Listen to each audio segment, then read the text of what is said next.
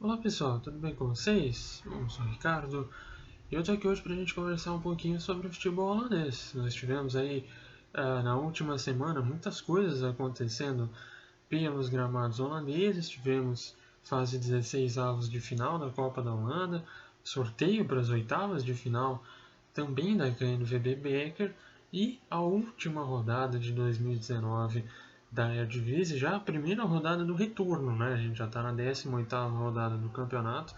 Vamos falar um pouquinho então de tudo isso, falar dos principais jogos da última fase da Copa da Holanda, um pouquinho sobre o sorteio, o que esse sorteio define aí na nossa vida, quais são os times favoritos para chegar até a final. E também sobre a Eredivisie, vamos analisar aí a última rodada da Eredivisie. Porém, dessa vez não vai ter prévia para a próxima rodada, porque a próxima rodada é só em janeiro, tá? Então eu vou fazer um vídeo separado até lá, dando, né, o que a gente pode esperar sobre o campeonato holandês e o cenário no futebol holandês de maneira geral aí para o primeiro semestre de 2020, quando a temporada 2019-2020 vai se encerrar. Beleza, galera? Então vamos falar então sobre a Copa da Holanda. Primeiramente, depois a gente chega na Eredivisie. Nós não tivemos nenhuma grande surpresa. Nós tivemos um resultado em específico que pode ser considerado como, né, um resultado muito inesperado. Mas nas outras partidas, o que a gente teve de maneira geral foram as equipes menos favoritas, consideradas zebras, fazendo partidas muito interessantes, jogando de igual para igual, conseguindo forçar a prorrogação, né, conseguindo igualar aí o jogo, mas não conseguindo levar a vaga. Né? Faltou aquele quesinho a mais para as equipes ditas como zebras levarem aí uma classificação, coisa que geralmente costuma acontecer nessa fase aí, 16 avos. A primeira fase também costuma ter bastante disso. Mas enfim, vamos falar então sobre os jogos. Primeiro deles que eu separei aqui foi justamente a grande zebra que eu comentei, né? O grande resultado inesperado, que foi a partida entre Twente e Go Ahead Eagles, né? 5-2 para o Go Ahead Eagles. Um resultado. Deixa eu acender a luz, peraí. Aí, agora ficou muito melhor, né? Tava muito escuro aqui. Enfim, Twente 2, Go Ahead Eagles 5. Foi um resultado completamente inesperado, né? Twente jogando dentro de casa, tomando 5 gols de um time de segunda divisão. É realmente uma situação que não dá pra gente, aliás, pra torcida do Twente aceitar. A equipe já tinha comentado, inclusive, no outro vídeo, que a equipe entrou numa espiral negativa e dessa vez entrou numa crise mesmo, né?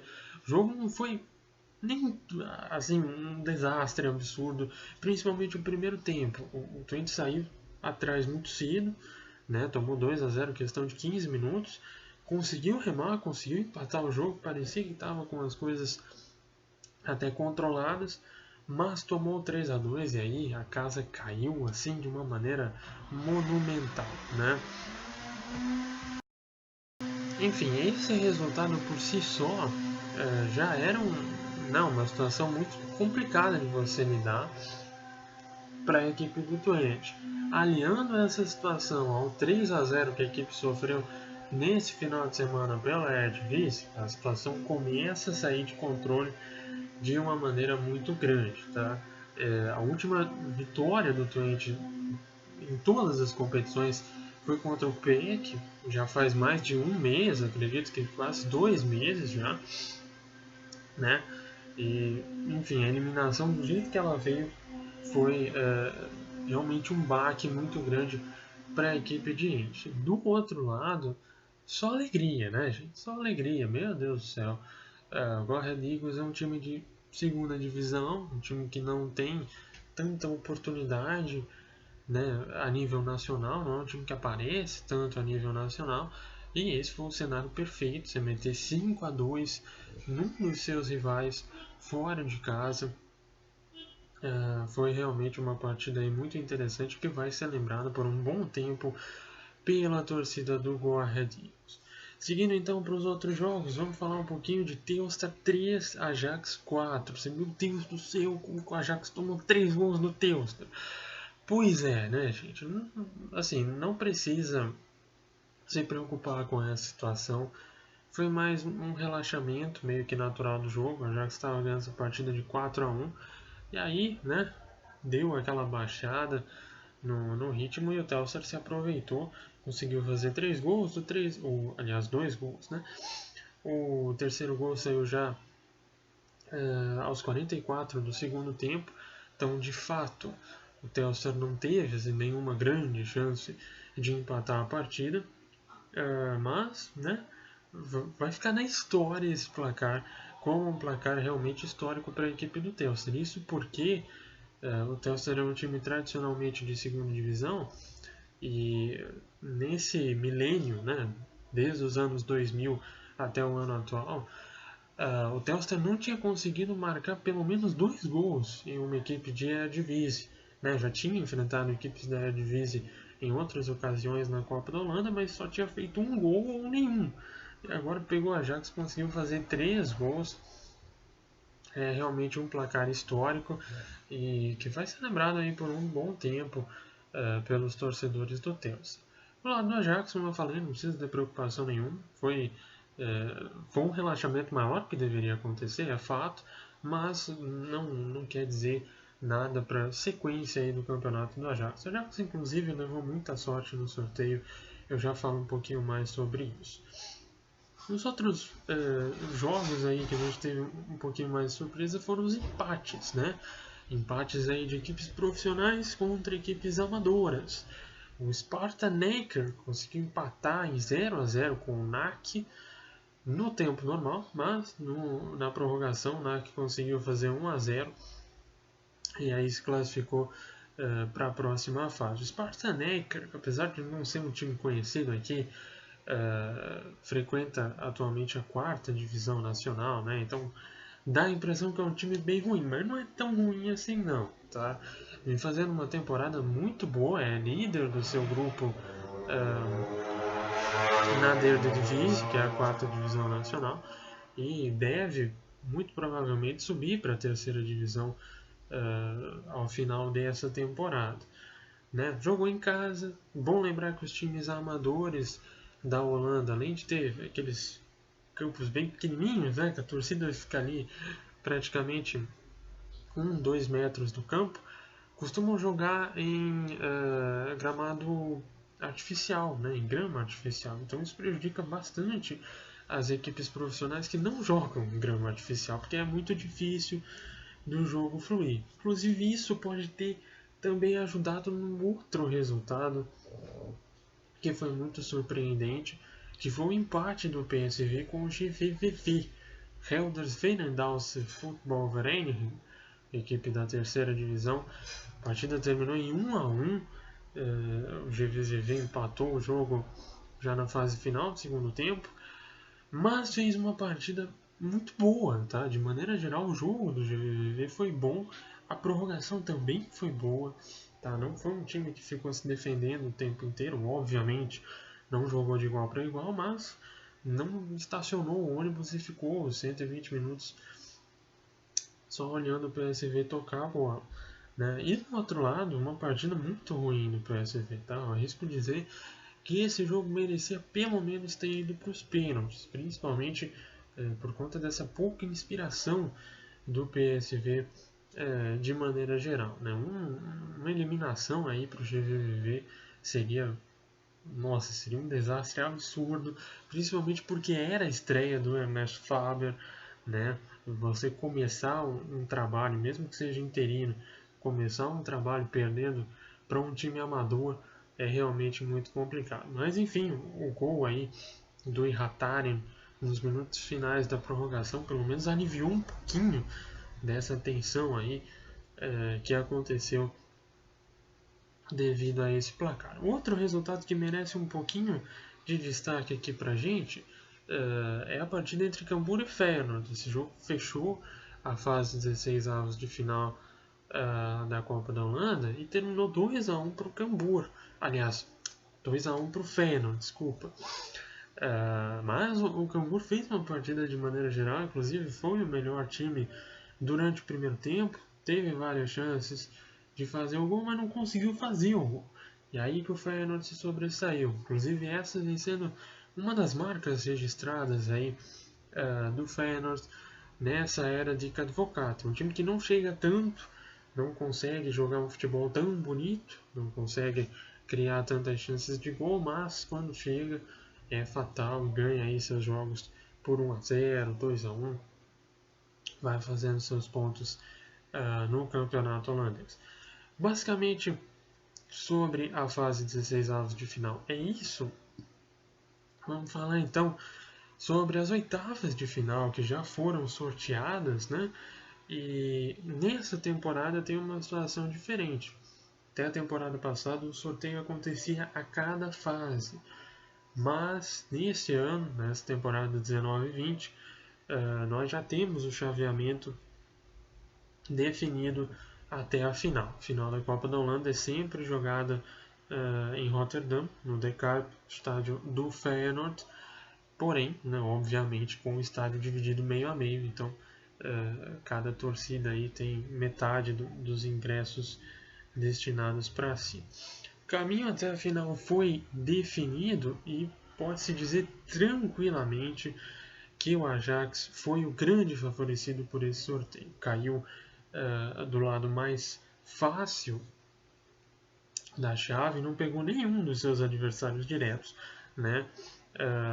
Eu diria que os grandes adversários do Ajax nesse caminho até a final podem ser o Utrecht e o Vitesse. São as equipes com mais condições de trazer algum problema para o Ajax nesse caminho aí até a final. O Vitesse já tem um jogo muito difícil pela frente nas oitavas, vai pegar o Heracles fora de casa, é uma partida bem perigosa até, mas a equipe vem desempenhando muito bem desde a saída do Leon Slutsky.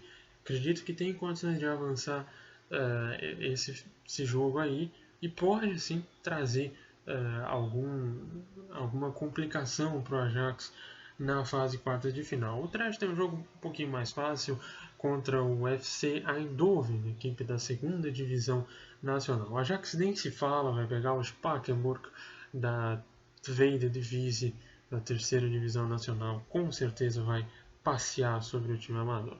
Agora do outro lado, no outro lado da chave, o pau vai comer solto, tá?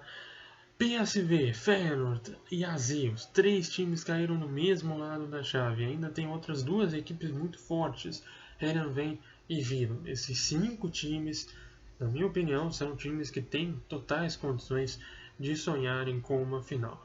Inclusive já fica aí, né, o aviso que Heerenveen e Willem vão se enfrentar nas oitavas de final, vão fazer um dos jogos mais legais dessa primeira fase aí, aliás, dessa fase, né?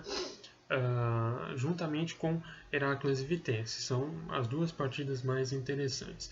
O AZ pega o Topos, também o time da segunda divisão, um dos times mais fracos da segunda divisão, chegou cambaleando aqui nas oitavas de final. O Feyenoord joga fora de casa contra o Fortuna Sittard, um jogo que pode trazer uma outra armadilha, mas obviamente o Feyenoord é favorito, e o PSV também fora de casa enfrenta o time do NAC. Né?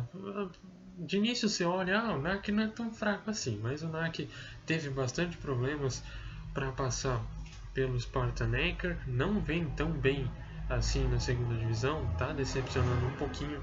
Acredito que o PSV consegue passar assim. Mas enfim, panorama geral é esse, Ajax favorito para chegar na final. Do outro lado a gente vai ter uma briga muito interessante entre essas 5 equipes mencionadas. Vamos ficar de olho como tudo pode acontecer. Vai ser realmente um momento muito legal a gente acompanhar esse desenvolvimento dessa chave equilibrada aí da Copa da Holanda. Beleza, galera? Vamos falar então da Eredivisie, finalmente. A 18ª rodada do campeonato holandês aconteceu aí no último final de semana e nós tivemos alguns placares interessantes, inclusive um deles eu já mencionei aqui, que foi a vitória por 3-0 do RKC sobre o Twente, né?